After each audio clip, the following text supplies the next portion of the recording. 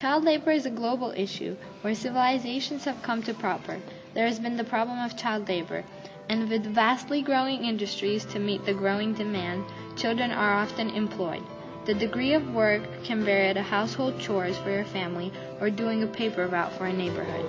Though there are more serious forms of child labor that directly violate some human rights, in this we will show how child labor is happening, where, who's being affected, how it was, when it began, and how to support the stop of child labor. Nelson Ortuga, an 11-year-old child in Bolivia, spends around 10 hours a day in unsecured tunnels, searching for silver in the mining city, Potosi in Bolivia. He, like most other Bolivian child miners, is a Quechua Indian whose father has died. Nelson is one of the 6,500 children working in Bolivia. Suffering in unbearable conditions, he is given about 2 slices of bread to survive on per day, and with barely enough food or water.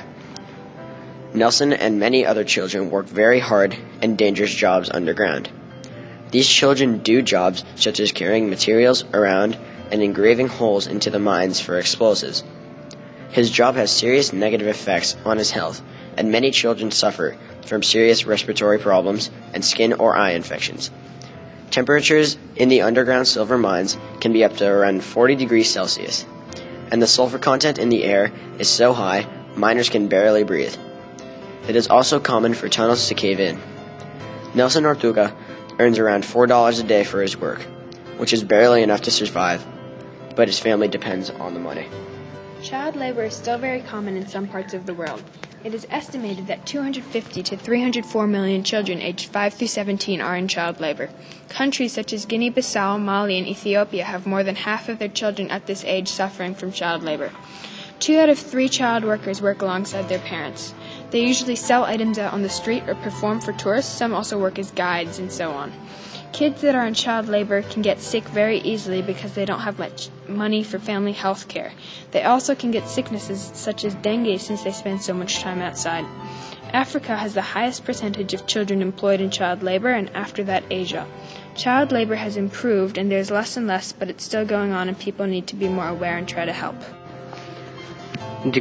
The creation and increase of children being forced to work was started in the Industrial Revolution. With the spread of urbanization and cities throughout Britain, America, and Europe, just like in Bolivia, the creation of machines and new factories created many job opportunities that were filled by families that were most often working in agriculture prior. Families would pack up and move to cities with hopes of making something for themselves. The hardships of country work were replaced by even more challenges. The entire family would have to work to keep themselves out of extreme poverty. Children from tender ages as early as 2 and 3 would have to take on jobs and responsibilities as adults. They would have to quit school and work in factories. They were forced to work in harsh places with limited safety. They were often punished by the factory overseers. For all of this, they were only paid a small fraction of what adults would earn. The worst off were orphans, or children given away or sold to factory owners by their parents for money and or debt. These children were given no pay, and excuses made by their overseers would be that instead shelter, food, and clothing would be given. But all of these were far under par. There was nothing done to fix these until the Factory Act was passed in Parliament in 1833. Then, from there, improvements were made in countries throughout the world. Though even today, some children go through these problems, in far worse cases as well. Problems then and now in Bolivia, almost the same. Child labor is an issue that has appeared everywhere, and things are being done such as organizations helping out and the rewriting of labor laws. The amount of children being exposed to these situations are being sought out and stopped. Countries united and independent are fighting child labor. Even you can.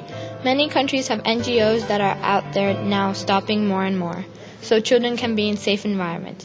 You can give donations and even give some of your own time to help. Raise awareness and don't purchase products that are made from children. Some products have stickers assuring they were made by adults and trained employees. We hope our presentation informed you more about the dangerous jobs that children are responsible for doing, especially involved with mining in Bolivia.